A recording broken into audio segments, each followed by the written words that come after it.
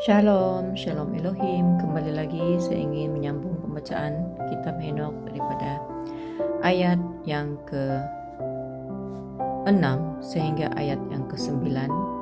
Kitab Henokh bahagian yang pertama bertajuk Malaikat Penjaga.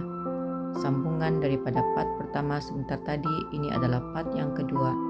Ayat yang ke-6 berbunyi demikian, di dalam nama Tuhan Yesus Kristus, dan gunung-gunung yang tinggi akan terguncang, dan bukit-bukit yang tinggi akan direndahkan, dan akan meleleh seperti lilin terkena nyala api.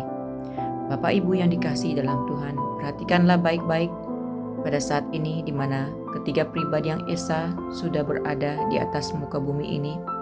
Itulah yang dilihat oleh nabinya Henokh, yang mana dia mengatakan di dalam ayat yang ketiga sebentar tadi bahwasanya hambanya Henokh sedang berbincang dengan mereka.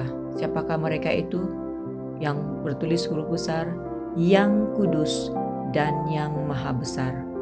Mereka itu datang di zaman akhir ini, tidak lain tidak bukan adalah Roh Bapa Surgawi, Bapa Yahweh Yeshua HaMashiach Elohim, Roh Alfa dan Omega Tuhan Yesus Kristus yang awal dan yang akhir, Firman yang hidup dan berkuasa, Firman yang menjadi manusia, dan Roh Kudus, Roh kebenaran, di mana di saat akhir ini pribadi Roh Kudus adalah mempelai Kristus itu sendiri, mempelai terkasih yang terexcellent di dalam wadah Ibu Fei Hamdani, merupakan wadah yang dipakai oleh malaikat perkasa, malaikat Mary, malaikat kitab wahyu yang membuka segala rahasia-rahasia yang telah tertulis sejak dari zaman purbakala, zaman Nabi Henokh, yang dilihat oleh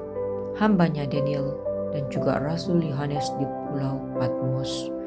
Tidak ada manusia yang dalam wadah biasanya dengan akal logikanya dapat mengartikan firman Tuhan yang ada di Wahyu, firman Tuhan yang ada di kitab Henokh ini, selain daripada Roh Kudus, Roh kebenaran yang berdiam dalam mempelai ilahi, dan juga Pangeran ilahi itu sendiri, Roh Alfa dan Omega itu sendiri yang membukakan kepada kita semua dalam cara yang sangat sederhana bersama dengan Roh Bapa Surgawi. Dia mengajar anak-anak Tuhan, dia mengajar pasukan-pasukannya dengan lemah lembut, dengan penuh kerendahan hati.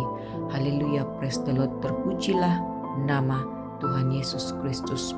Ketika ia datang, ketika mereka datang, perhatikan baik-baik Bapak Ibu pada saat ini, gunung-gunung yang tinggi sedang bergoncang.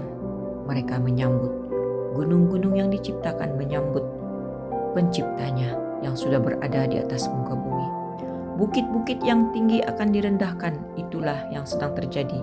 Likuifaksi, tsunami darat, yaitu pergerakan tanah-tanah longsor sedang terjadi ya Bapak Ibu, dan akan meleleh seperti lilin terkena nyala api. Itulah yang berlaku, yaitu gunung berapi. Dan mempelai mengatakan dari dalam bawah tanah tanah-tanah akan terbelah dan mengeluarkan asap yang bergas, asap yang mematikan. Dan itu ya dan amin sedang terjadi pada saat ini, di titik-titik di mana tidak ada pertobatan, di mana kota per kota telah diukur, telah disukat, telah diperiksa oleh malaikat-malaikat kudusnya yang sedang bekerja. Lanjut ayat yang ke-7, dan bumi akan ditenggelamkan, dan segala sesuatu yang ada di atas bumi akan dihancurkan, dan akan ada penghakiman atas segala sesuatu dan atas semua orang benar. Demikianlah yang terjadi Bapak Ibu. Kita boleh menyaksikan dari kota ke kota, keempat penjuru bumi sedang berlaku banjir bandang. Meskipun di zaman Nuh air bah menutupi bumi, dan Tuhan telah memberikan busurnya di langit, ia berjanji ia tidak akan menenggelamkan bumi lagi. tetapi murka-murkanya yang tercatat di kitab Wahyu telah dibukakan oleh Roh Alfa dan Omega dan Roh Kudus, Roh kebenaran. Bagaimana murka-murka itu akan terjadi, yaitu kota per kota ditenggelamkan.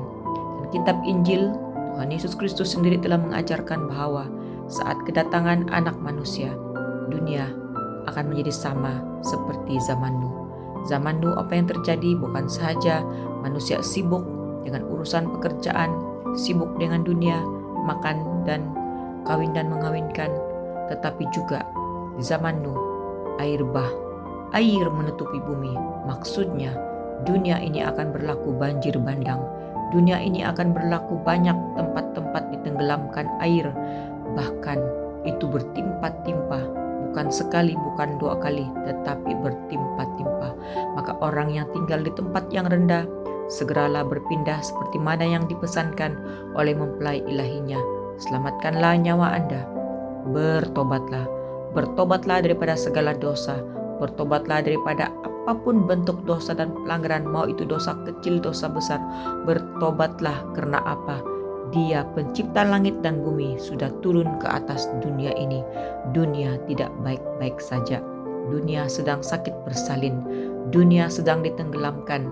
Dan segala sesuatu, firman Tuhan katakan, yang ada di atas bumi ini, baik itu kekayaan, mobil mewah, bangunan mewah, apapun yang ada di bumi ini akan dihancurkan. Karena dunia ini sedang di-restart ulang. Bumi yang baru akan diciptakan, yaitu kerajaan 1000 tahun damai.